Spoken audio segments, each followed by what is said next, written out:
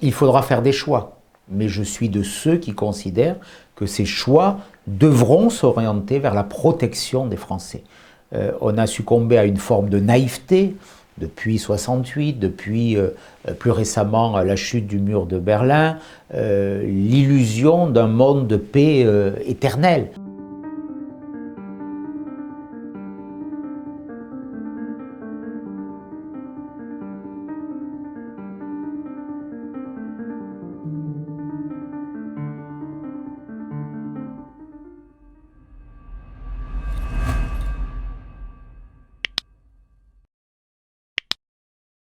Éric Ciotti, bonjour. Bonjour. Nous vous recevons en tant que soutien de Valérie Pécresse dans le cadre de nos entretiens concernant l'élection présidentielle. Contribuables Associés compte aujourd'hui 350 000 membres qui luttent contre les dépenses publiques, les gaspillages de dépenses liés aux dépenses publiques pour faire baisser la pression fiscale sur les Français qui est énorme aujourd'hui. Je tiens à remercier tous nos membres qui ont répondu à notre message concernant votre réception.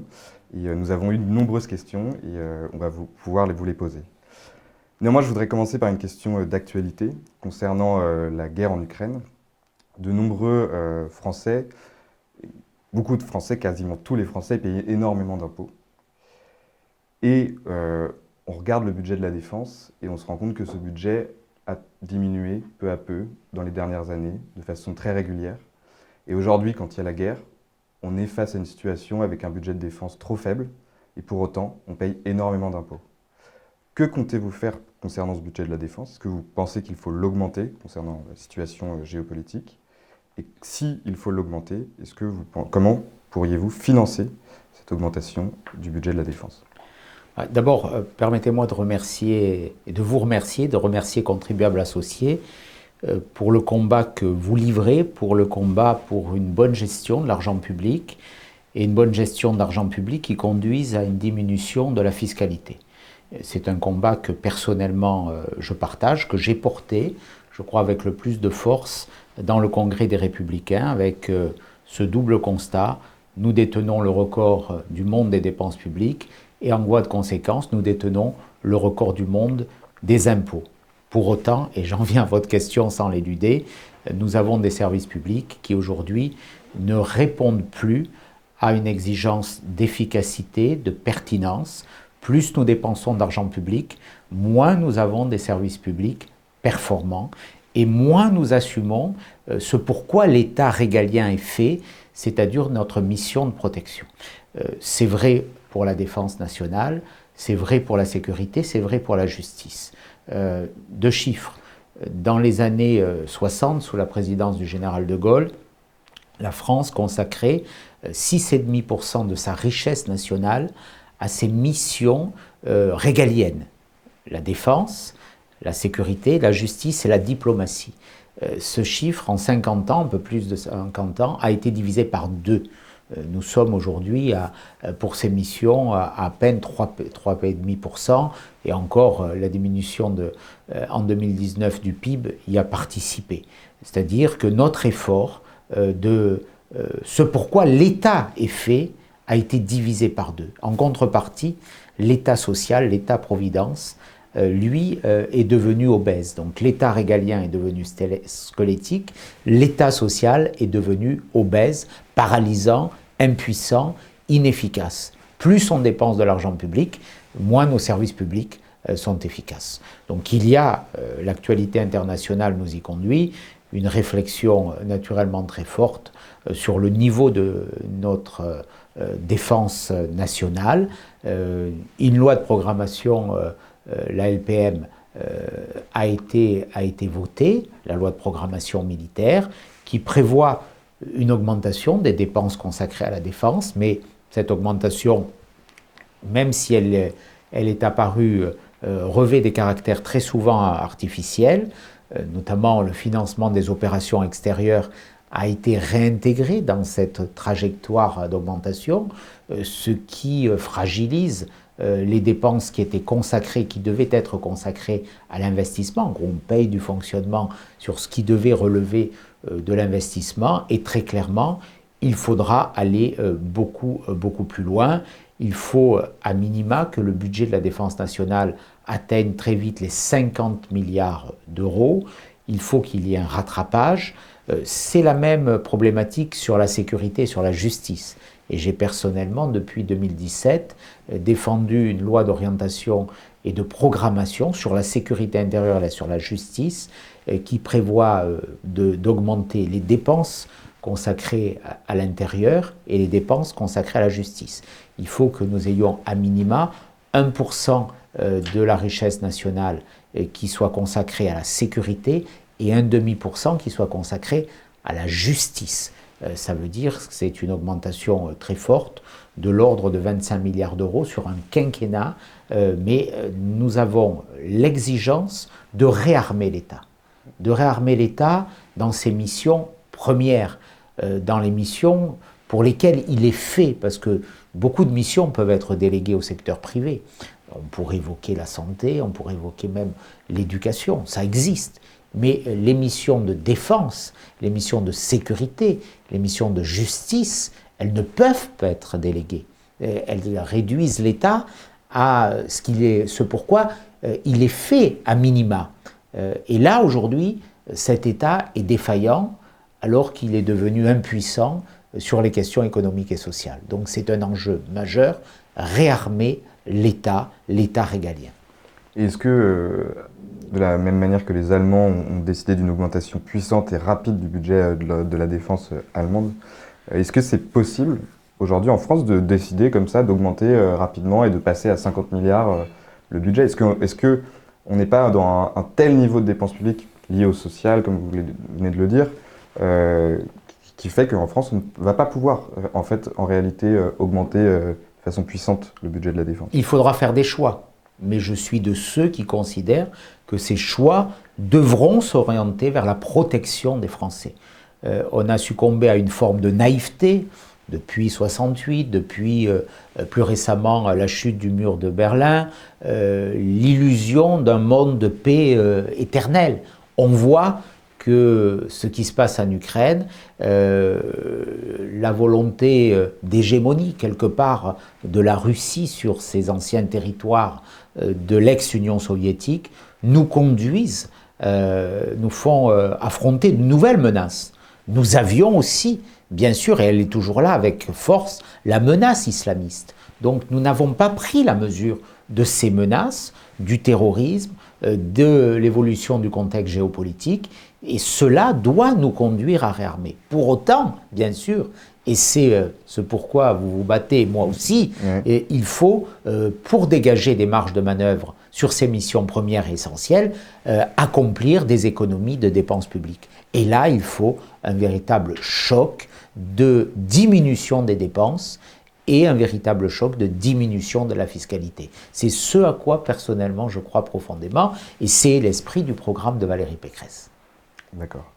Je voudrais vous demander justement si, parce que le rapport annuel de la Cour des comptes est sorti récemment, si il faut encore utiliser la dette. Est-ce que, là, on voit bien que la dette va atteindre en 2022 113%, c'est énorme. Que comptez-vous faire sur la dette? Est-ce que vous pensez qu'on peut encore utiliser la dette pour financer des projets tels le budget de la défense? La dette a atteint un niveau extraordinairement dangereux. 113 dans le budget 2022 avec une croissance plus forte, 116 en 2021, donc tout ça est mécanique. 3 000 milliards d'euros de dette, 44 000 euros pour chaque citoyen français. Nous sommes au 4e rang des plus mauvais élèves de la classe européenne. Seuls la Grèce, l'Italie, l'Espagne et le Portugal, 5e, sont devant nous. Nous avons vu une évolution de la dette depuis une dizaine d'années insupportable. Nous étions quasiment dans la moyenne européenne de la dette lorsque Nicolas Sarkozy a quitté l'Élysée en 2012. Nous étions quasiment au niveau de l'Allemagne. Aujourd'hui, nous avons 45 points de retard d'endettement supplémentaire par rapport à notre richesse nationale que l'Allemagne, et nous avons 10 points de plus par rapport à la moyenne européenne. Si nous étions restés au niveau de l'Allemagne, nous aurions 1 000 milliards d'euros de dette en moins. Le quinquennat Hollande et Macron, ce sont 1000 milliards d'euros de dettes supplémentaires. On ne peut plus supporter le poids de cette dette parce qu'elle menace notre souveraineté. Si demain les taux d'intérêt augmentent d'1 point, nous risquerions d'avoir 45 milliards d'euros de services de dette supplémentaires. C'est plus que le budget du ministère de la Défense. Donc c'est une menace, c'est une hypothèque sur les nouvelles générations que personnellement je dénonce et je condamne. Personne finalement n'en parle dans cette campagne. Mais c'est un sujet essentiel. On ne peut pas, comme le fait M. Macron, continuer de dépenser et donc de s'endetter sans compter. Voilà. La dette, c'est la conséquence d'un endettement public, de dépenses publiques inconsidérées, et ces dépenses publiques, elles sont financées par la dette ou par l'impôt. Et nous, on a eu la dette et l'impôt. Et ça obère notre capacité à agir, à investir, à être concurrentiel, à être compétitif dans le cadre de l'ouverture des marchés qui fait que nous sommes engagés dans une concurrence internationale avec des boulets aux pieds. Et est-ce que vous avez des objectifs de réduction de dette pour le prochain quinquennat ? Dans le programme de Valérie Pécresse, nous prévoyons de diminuer les déficits budgétaires de 45 milliards d'euros par an au terme du quinquennat, donc à l'horizon 2027. Ce qui doit nous conduire à faire diminuer la dette dans cet horizon au moins de 10%. Très bien. Je rappelle donc le rapport de la Cour des comptes nous alerte la France sur la situation, et pour autant, la Cour des comptes est incapable de sanctionner. Nous, chez Contribuables Associés, nous défendons le renforcement des mécanismes de contrôle de la dépense publique, qui nous semble très important. Est-ce que vous portez des propositions qui nous permettraient de sanctionner, d'avoir ou d'élargir potentiellement le pouvoir de la Cour des comptes pour vraiment appliquer ces mesures de contrôle? Ce que propose Valérie Pécresse, c'est l'instauration d'une règle d'or budgétaire et qui prévoit que chaque année, dans le cadre de la loi de finances, il y ait un objectif de réduction des déficits et de la dette et que le non-respect de cet objectif contreviendrait à la Constitution. On veut installer dans la Constitution l'obligation de respecter le cadre budgétaire et le plafond de dépenses publiques fixé par le Parlement. Voilà, il faut changer de cadre. Et personnellement, je suis en effet favorable à ce que la Cour des comptes ait des moyens beaucoup plus coercitifs pour le respect du cadre budgétaire et pour la limitation de dépenses publiques qui aujourd'hui, on le voit bien avec la campagne électorale de M. Macron, sont des dépenses électorales, sont des dépenses qui n'ont plus de limite et qui atteignent des records. Dès que M. Macron sort de l'Élysée, c'est la politique du chéquier, c'est la politique clientéliste, on achète des catégories et au final, on a une accumulation de dépenses depuis quelques semaines qui est gigantesque. Contribuables Associés a présenté 10 propositions. Alors, je ne vais pas toutes vous les soumettre, mais j'aimerais que vous vous exprimiez sur certaines d'entre elles, notamment sur le gel des embauches de fonctionnaires, excepté les fonctions régaliennes. Que pensez-vous de cette proposition? Quelle est votre proposition? J'y suis totalement favorable. Vous savez, j'étais le candidat qui est allé le plus loin en la matière dans le cadre du Congrès des Républicains, puisque personnellement, j'avais un objectif de diminution de l'emploi public de 250 000 effectifs. Valérie Pécresse propose une diminution de 200 000 agents publics, contractuels ou fonctionnaires, dans nos 3 fonctions publiques. Là aussi, nous avons une situation qui est totalement ahurissante.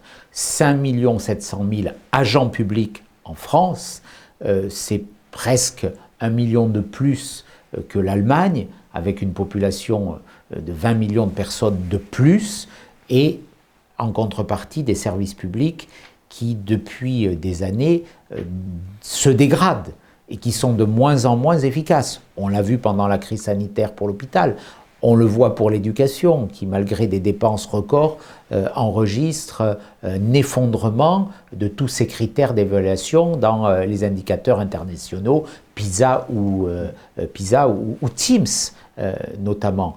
On le voit aussi sur des collectivités locales et où nous devons aussi avoir cet effort de diminution des effectifs. Moi, j'ai été président d'un département, le département des Alpes-Maritimes. Lorsque je l'ai présidé pendant 9 ans, nous avons fait diminuer, j'ai fait diminuer de presque 20% l'emploi public dans ma collectivité.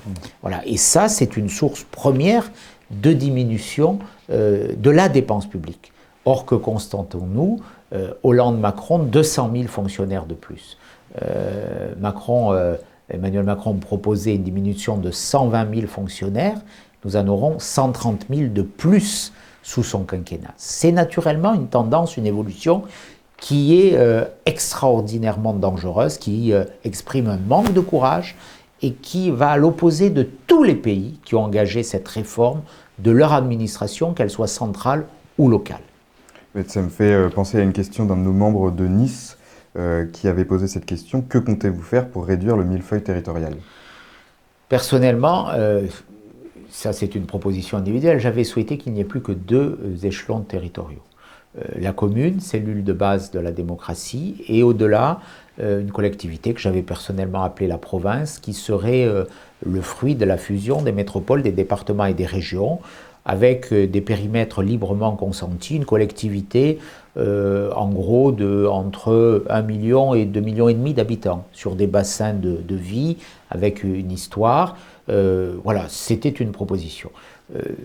Valérie Pécresse propose un grand choc de décentralisation en transférant beaucoup de compétences, et elle les exposera très prochainement, de l'État central vers les collectivités locales, en faisant plus confiance aux échelons territoriaux. Mais je crois qu'il faudra aller vers cette simplification du nombre des échelons. En tout cas, c'était aussi une proposition un peu innovante et inédite que j'avais portée durant le congrès.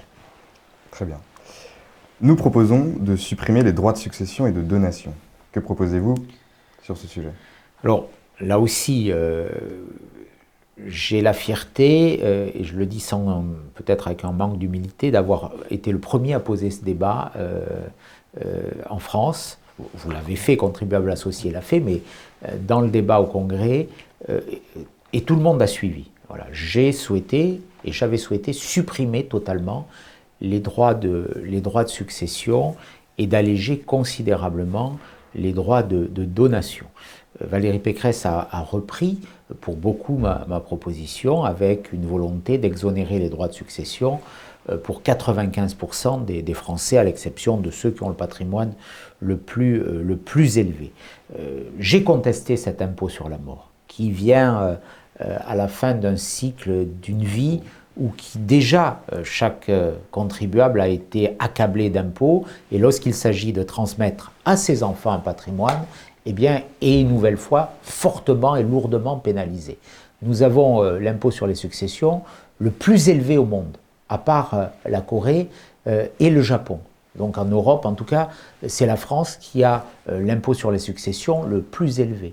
15 pays de l'OCDE l'ont d'ores et déjà supprimé, donc à peu près la moitié des pays de l'OCDE. Nous avons un montant d'abattement en ligne directe qui est extraordinairement faible, 100 000 euros.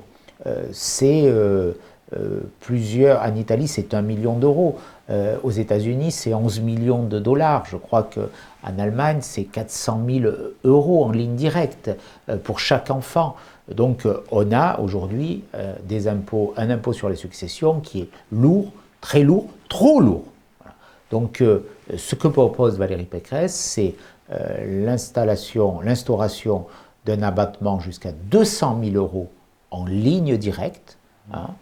C'est également un abattement de 100 000 euros pour les grands-parents vers les petits-enfants, mais aussi de 100 000 euros en ligne indirecte pour les successions. Donc une vraie évolution. Et pour les donations, elle propose que ces donations soient possibles tous les 6 ans.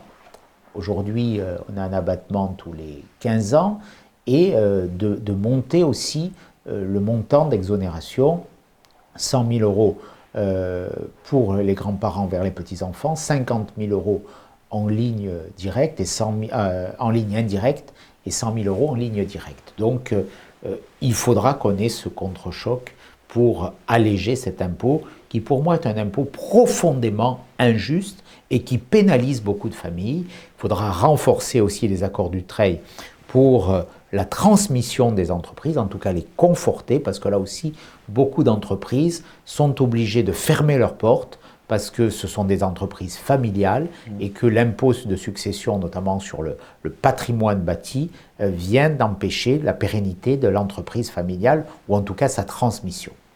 Très bien. Sur un autre volet, celui des fraudes sociales, nous proposons de déchoir à vie tout fraudeur qui aurait été condamné lié à une fraude sociale. Que comptez-vous faire à ce niveau-là? Pensez-vous qu'il y a un axe d'action pertinent et important? Je pense qu'il faut qu'il y ait, en tout cas, des sanctions beaucoup plus lourdes et beaucoup plus fortes. Sur la déchéance à vie, ça peut être une décision de justice qui l'indique. On ne peut pas avoir la même réponse pour une fraude de quelques dizaines d'euros, puis pour une fraude de quelques milliers, voire dizaines de milliers d'euros. En tout cas, là encore, vous savez, la vie politique, Clémenceau disait, on fait beaucoup de promesses avant les élections. Il disait lui-même, on ne ment jamais autant qu'avant une élection, que pendant la guerre et qu'après la chasse. On n'est pas autant des fausses promesses.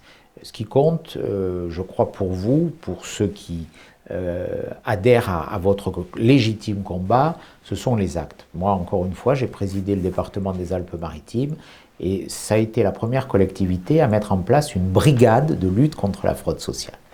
Et nous avons eu des résultats extraordinaires puisque nous avons fait des contrôles sur pièces, pour le RSA en l'occurrence, et nous avons réussi à détecter plusieurs centaines de cas de fraude, récupérer plusieurs millions d'euros, administrer des amendes, donc dans un cadre administratif, ou saisir la justice, donc dans un cadre judiciaire, dans les fraudes les plus graves. Et nous avons aussi vérifié la capacité et la volonté des personnes qui bénéficiaient de l'allocation, du RSA, donc de la solidarité collective, d'exprimer des efforts de réinsertion manifestes. Et ceux qui ne les ont pas démontrés ont été radiés du RSA lorsqu'ils ne déféraient pas, notamment à nos convocations. Donc plusieurs milliers de personnes ont été radiées. Donc c'est un combat que j'ai livré, c'est une conviction que je partage, que j'exprime fortement. La fraude sociale, c'est du vol d'argent public. Elle est estimée à plusieurs milliards d'euros. Les évaluations et l'écart entre les évaluations est souvent élevé, les bornes d'évaluation, mais on peut estimer aujourd'hui raisonnablement qu'il y a 15 milliards, au moins 15 milliards d'euros de fraude sociale dans notre pays. Certains parlent de 45 milliards d'euros, mais ce chiffre de 15 milliards traduit l'importance de l'argent public qui est perdu, qui est gaspillé, et donc ça doit être naturellement une priorité nationale. Nous avons reçu ici Charles Prats il y a quelques semaines, qui, je crois, fait partie de l'équipe, de votre équipe. Est-ce que vous pensez que de faire une carte vitale biométrique soit une solution pertinente dans le cadre de la lutte contre la fraude sociale? C'est naturellement une solution évidente et pertinente. Ce n'est pas la seule solution. La chaîne de lutte contre la fraude sociale doit comporter plusieurs maillons solidaires, notamment l'interconnectabilité des fichiers entre les collectivités, les caisses d'allocation familiale, les services fiscaux, c'est ce qu'on demande, et il y a des obstacles aujourd'hui, mais naturellement une carte biométrique qui évite la fraude sociale. On a aujourd'hui plus de 5 millions de cartes vitales par rapport aux assurés sociaux. Voilà, c'est un chiffre qui est insupportable. Donc il faut détecter beaucoup plus fortement ces fraudes et ces fausses cartes vitales ou celles qu'on se transmet de personne à personne. Très bien. Sur un autre sujet, nous souhaitons supprimer réellement les régimes spéciaux de retraite et instaurer un volet de retraite par capitalisation. Quelle est votre position sur ce sujet ? J'y suis personnellement très favorable. La réforme des retraites n'a pas été faite durant ce quinquennat, c'est une erreur, c'est une faute. Ce sont 20 milliards d'euros d'argent public qui sont perdu du fait de l'absence de cette réforme pour passer l'âge de départ à la retraite à 65 ans, ce que nous proposons avec Valérie Pécresse, et il faudra parallèlement supprimer les régimes spéciaux. Et oui, il faut aussi réfléchir à installer, ça ne peut pas être un régime de substitution, mais ça peut être un régime complémentaire pour les retraites, une part de capitalisation qui permettrait aussi de mobiliser une épargne qui est souvent stérilisée dans des fonds qui pourraient investir, des fonds souverains qui pourraient investir dans l'économie française. Très bien. Enfin, j'ai noté dans le programme de Valérie Pécresse une volonté de diminuer les impôts de production de 10 milliards. Est-ce que vous pouvez développer un peu cette volonté? Éric Zemmour parle de lui d'une baisse de 30 milliards. Est-ce que vous pensez que 10 milliards c'est suffisant? Quelle est votre orientation? C'est un objectif minimal. Voilà, on paye beaucoup, trop d'impôts de production, de l'ordre de 100 à 120 milliards de plus que la moyenne européenne. Dans la compétition et dans la concurrence internationale, européenne, internationale, c'est naturellement un handicap pour les entreprises françaises.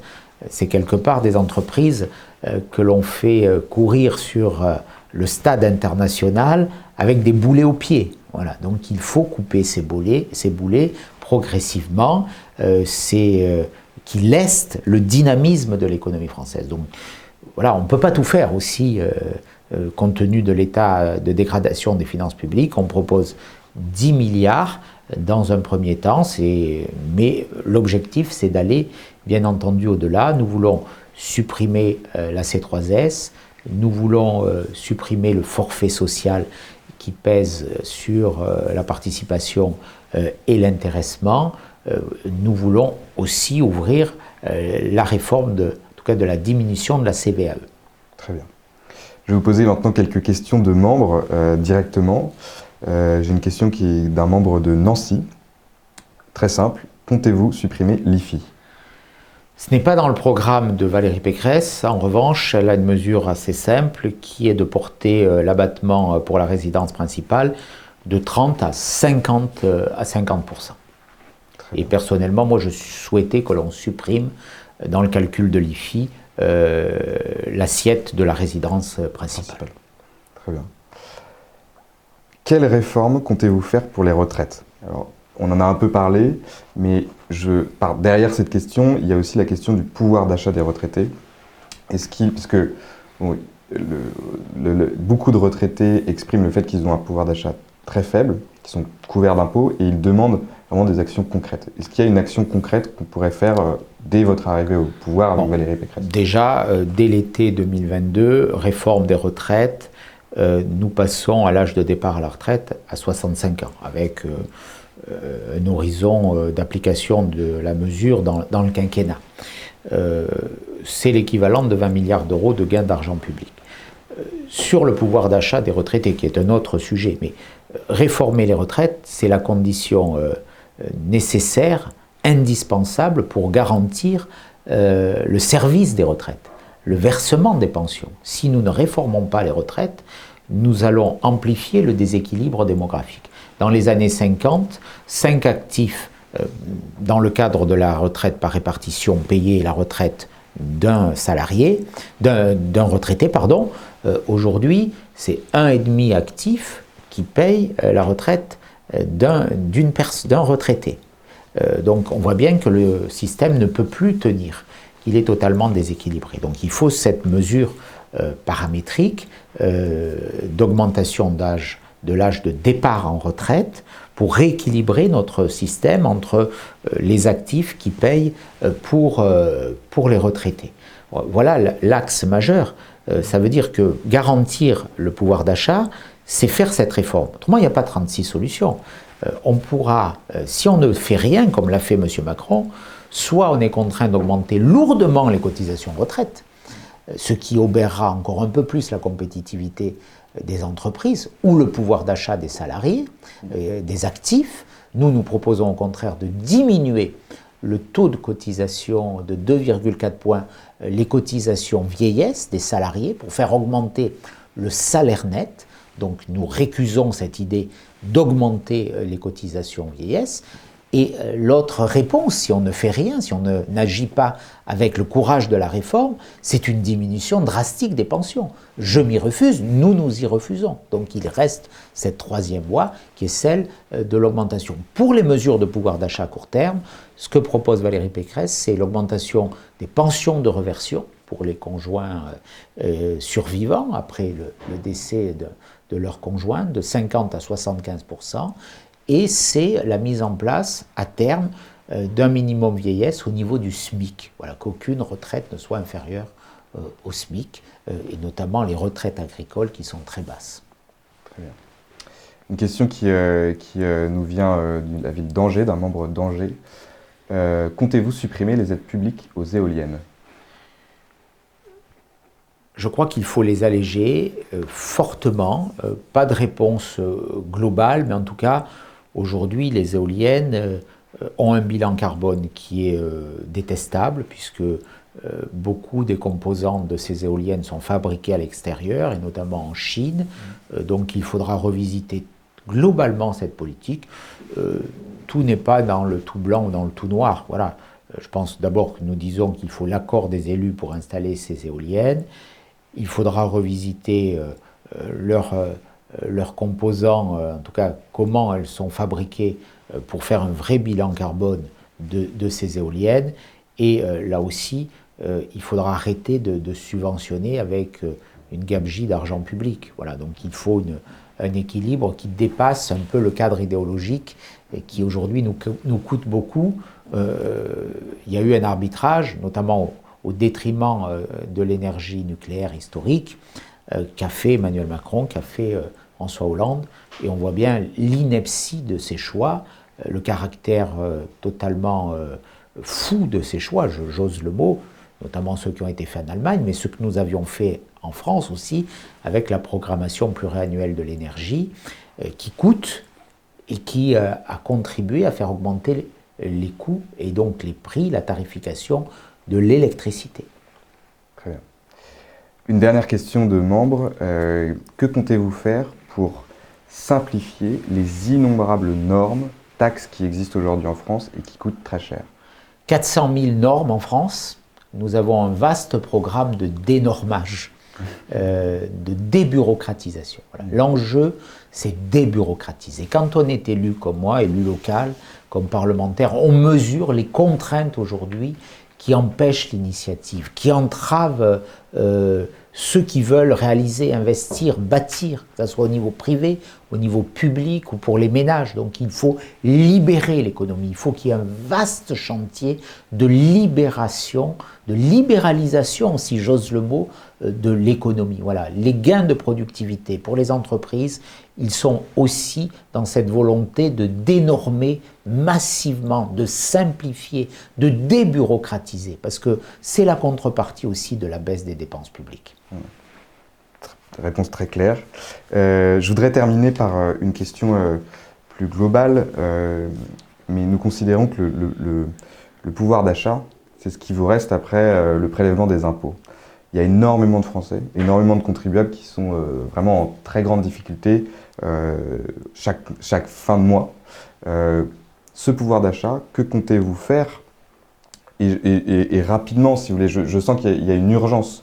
Que comptez-vous faire pour augmenter, on a parlé des retraités, mais que comptez-vous faire pour augmenter le pouvoir d'achat des Français ? Y a-t-il des solutions, notamment de baisse d'impôts, que vous souhaitez mettre en place rapidement ? Je crois qu'à long terme, et même à moyen terme, la seule réponse pertinente, valide, pour augmenter le pouvoir d'achat réside dans la baisse des impôts et des charges. Le reste, c'est de l'illusion. On n'augmente pas le pouvoir d'achat avec des chèques, comme le fait M. Macron, le chèque inflation, le chèque énergie. Parce que derrière ces chèques, il y a toujours de l'argent public. Cet argent public, il est lui-même financé par la dette ou par l'impôt. Donc ce qu'on donne d'un côté, eh bien, on le reprend de l'autre.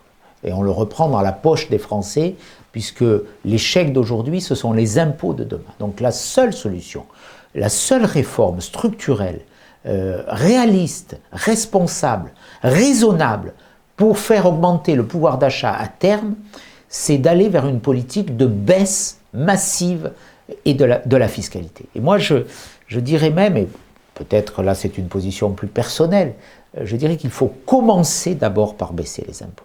Voilà, parce que ça sera l'installation d'un cercle vertueux. Baisser les impôts exige de faire des économies d'argent public. C'est par là qu'on commence. Là encore, je ramène à mon expérience, excusez-moi, département des Alpes-Maritimes, baisse du nombre de fonctionnaires, baisse de l'endettement, stabilisation des dépenses publiques et baisse de 15% de la fiscalité locale, des taxes foncières. Voilà, ça c'est un cercle vertueux que l'on peut conduire, que l'on doit conduire. Et c'est dans ce chemin, je crois que la France ne peut pas s'exonérer d'emprunter ce chemin. La Grande-Bretagne, les États-Unis, l'Allemagne en son temps ont fait ces réformes, des réformes courageuses, des réformes de structure, et ont pu baisser leur fiscalité, leur prélèvement obligatoire. On ne pourra pas être chaque année le vainqueur de la Coupe du Monde des impôts. Parce que c'est aujourd'hui, cette dépense publique agit comme une drogue lente, comme un anesthésiant de l'initiative, qui paralyse les forces, les audaces, le dynamisme entrepreneurial. Voilà. Donc il faut, j'en suis profondément convaincu, on n'en parle pas suffisamment dans cette campagne. Il faut ce grand coup de balai sur les dépenses publiques. Il faut cette liberté offerte à nos concitoyens. Il faut leur faire confiance. Il faut récompenser le travail. Donc, augmenter le pouvoir d'achat, pour moi, c'est d'abord baisser les impôts et les charges. Très bien. Est-ce que vous avez un message à faire passer aux contribuables associés pour conclure cet entretien D'abord, je l'ai dit au début, mais je veux remercier Contribuables associés parce que vous êtes des lanceurs d'alerte qui, en permanence, aiguillonnent les parlementaires, les élus, sur cette ligne qu'on doit conserver. La facilité, la démagogie, c'est la dépense publique effrénée. C'est la politique du chéquier ouvert. Ça, c'est la politique d'Emmanuel Macron ou de François Hollande. L'exigence, la difficulté, c'est savoir dire non. Pour un élu, c'est très simple de dépenser de l'argent public. Il n'y a rien de plus simple. C'est beaucoup plus difficile de dire non à des dépenses. C'est beaucoup plus difficile de bien gérer l'argent public. Mais je dis à contribuables associés de continuer à amplifier la force de leur message. Parce qu'on entend ce message, il est perçu avec moins de force que ceux qui demandent en permanence plus d'argent public. Alors je ne suis pas dire qu'on veut moins d'argent public, ça ne veut pas dire qu'on veut moins de services publics. Ça veut dire qu'on veut mieux de services publics, qu'on veut des services publics plus efficaces. Parce que ce qui me révolte, c'est ce paradoxe où plus on dépense, moins on est efficace. À l'hôpital, dans l'éducation, dans la justice, dans la sécurité, dans la défense. Ça veut dire qu'il y a vraiment un problème de structure, de gestion, d'organisation. Donc le vent de la réforme doit souffler sur notre pays, un vent de liberté, un vent de libéralisation, j'ose le mot tabou, être libéral, et donc au final aussi une baisse massive, un contre-choc fiscal puissant. Moi, c'est personnellement ce que je porte et ce que je voudrais que d'autres portent dans cette campagne électorale, parce qu'on voit dans le programme de certains candidats qu'il n'y a que le volet augmentation des dépenses, sans contrepartie, sans diminution des baisses, et donc dans l'impossibilité, si on ne baisse pas nos dépenses publiques, de diminuer à terme nos impôts. Merci beaucoup pour votre temps.